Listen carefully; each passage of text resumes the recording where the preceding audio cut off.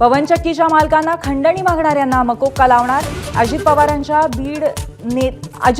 बीड नेत्यांना इशारा. रस्त्यांची कामं अडवाल तर खबरदार असंही सुनावलं.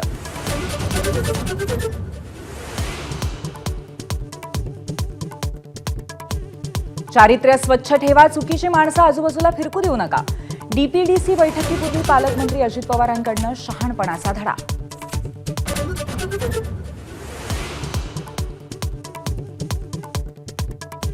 चुकीची कामं खपवून घेणार नाही, पालकमंत्री अजित पवारांचा सज्जड दम.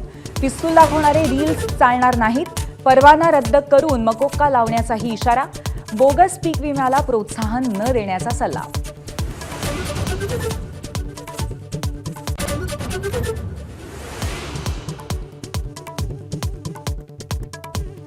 जीबीएस प्रादुर्भावानंतर खासदार सुप्रिया सुळेंकडून नांदेडच्या विहिरीची पाहणी. दूषित पाण्याचा प्रश्न फक्त पुण्याचा नाही तर संपूर्ण राज्याचा, संसदेत विचारणार जाब.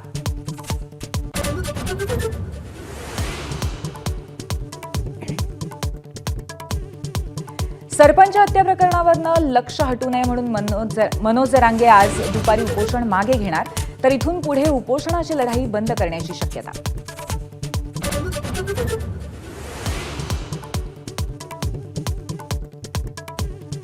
राज ठाकरेंच्या उपस्थितीत आज मुंबईत मनसेचा मेळावा. विधानसभेतील पराभवानंतर पहिलाच मनसेचा मेळावा. राज ठाकरे काय भूमिका घेणार याकडे लक्ष.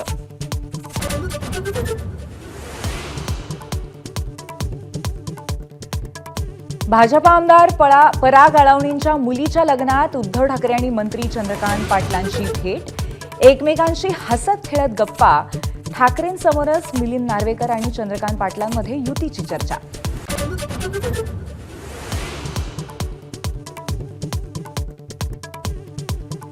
पालघरचे शिवसेना पदाधिकारी अशोक धोडींचा 11 दिवसांपासून शोध सुरूच. आतापर्यंत 4 जणांना अटक. धोडींच्या अपहरणामध्ये 3 वाहनांचा वापर झाल्याचा पोलिसांना संशय.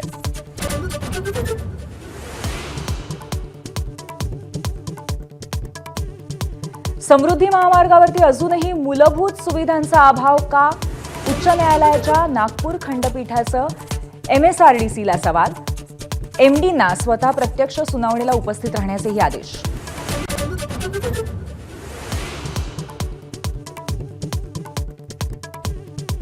भंडाऱ्याच्या कवलेवाड्यात वाघानं महिलेला ठार केल्यानंतर जमाव संतप्त.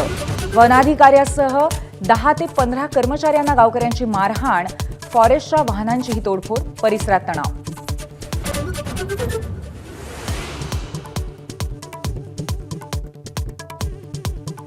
अर्थसंकल्पीय अधिवेशनाआधी सरकारकडून सर्वपक्षीय बैठकीचे आयोजन. उद्यापासून अधिवेशन तर परवा 1 फेब्रुवारीला सादर होणार केंद्रीय अर्थसंकल्प.